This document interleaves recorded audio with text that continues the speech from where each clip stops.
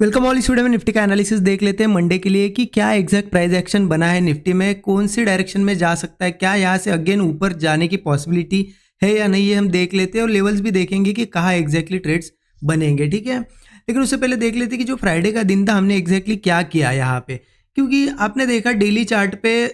2-3 दिनों से कंटिन्यू मैं बता रहा हूँ कि डेली चार्ट पे इस तरीके से एक बड़ी ट्रेंड लाइन बनी है जिसको 2 बार मार्केट ने टेस्ट किया है और इस बार भी उस ट्रेंड लाइन के आसपास आया है। तो ऑब्वियस सी चीज़ है,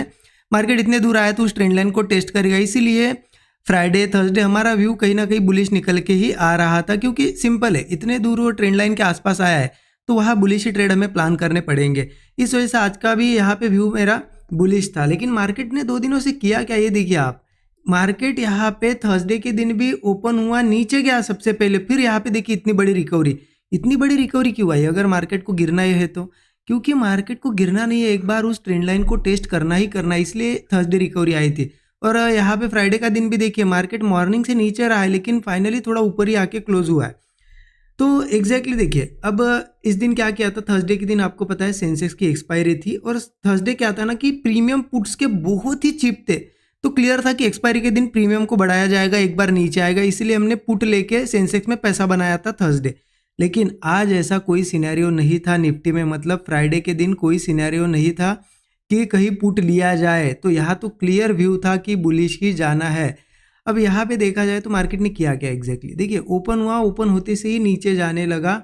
और लगभग यहाँ तक तो प्रीमियम बड़े पुट्स के अच्छे फिर यहाँ पे स्टक हो गए। अब मैं मॉर्निंग से यहाँ पे देखिए वेट कर रहा था कि चलो कहीं से भी कुछ ना कुछ स्ट्रक्चर बने, मुझे बुलिश ट्रेड मिल जाए, क्योंकि क्लियर व्यू था कि मार्केट बुलिश जाना चाहिए बड़े टाइम फ्रेम पे जो प्राइस एक्शन बना है उस हिसाब से। तो मैं वेट कर रहा था लेकिन यहाँ पे कोई सेटअप नहीं, यहाँ पे एक सेटअप बना था लेकिन वो एक्टिवेट ही नहीं हुआ, फिर मार्केट एक्टिवेट नहीं हुआ तो एंट्री भी नहीं बनी, मार्केट नीचे गया और इस लेवल के आसपास से ऊपर आया।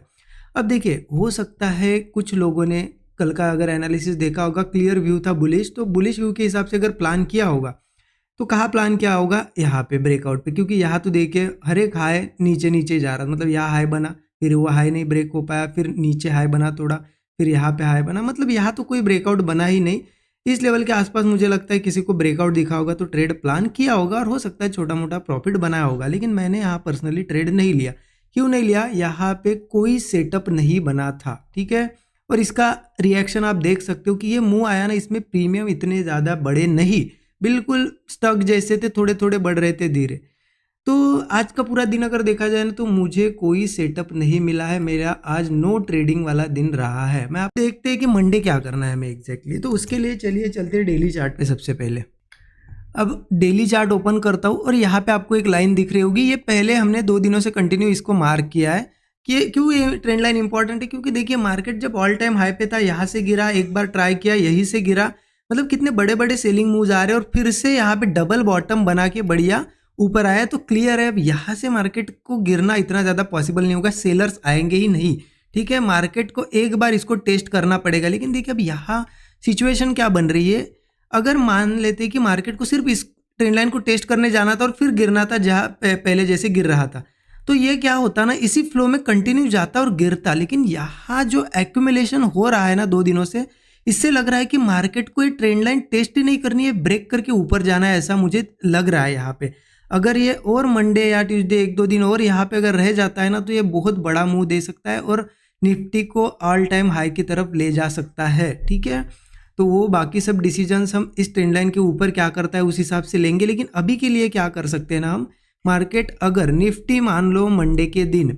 यहाँ फ्लैट या गैप डाउन वगैरह होता है तो एक बहुत अच्छी अपॉर्चुनिटी रहेगी, क्योंकि क्लियर है कि इसको टेस्ट करने जाना है, 2 दिन तो होल्ड कर लिया, अगर मंडे के दिन इन्हीं लेवल्स पे ओपन होता है और कोई ब्रेकआउट अच्छा मिलता है तो यहाँ तक का एक तो टारगेट मिल ही जाएगा, तो एक अच्छी अपॉर्चुनिटी होगी। अगर मार्केट सीधा यहाँ पे ओपन होता है तो फिर पॉसिबिलिटी कम होती है बुलिश जाने, क्योंकि क्या होता है यहाँ पे रेजिस्टेंस फेस करेगा, फिर एक दिन टाइम स्पेंड कर सकता है, इसलिए ओपनिंग थोड़ी नीचे होनी चाहिए या फिर सीधा गैप अप करके फिर इस लेवल के ऊपर सस्टेन करेगा तो अच्छा ट्रेड बनेगा।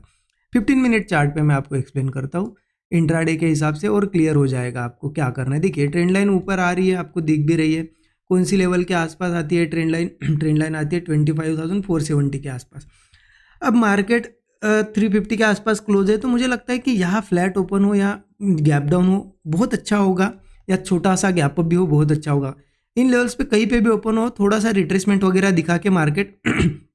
एक ब्रेकआउट बनाना चाहिए, ठीक है। मान लो यहाँ ओपन हुआ, थोड़ा नीचे आया, ब्रेकआउट बनाया, या फिर यही कहीं ओपन होके यहाँ पे कोई ब्रेकआउट बना, तो इस पे हम कॉल साइड का ट्रेड ट्राई करेंगे। टारगेट तो हमारा फिर पहला ये होगा 25,470। अगर ये ब्रेक होता है तो आगे रेजिस्टेंस कहाँ पे है, 25,550, 25,650, ये रेजिस्टेंस निकल के आ रहे हैं ऊपर, ठीक है। अब सीधा अगर मान लो गैप अप होता है,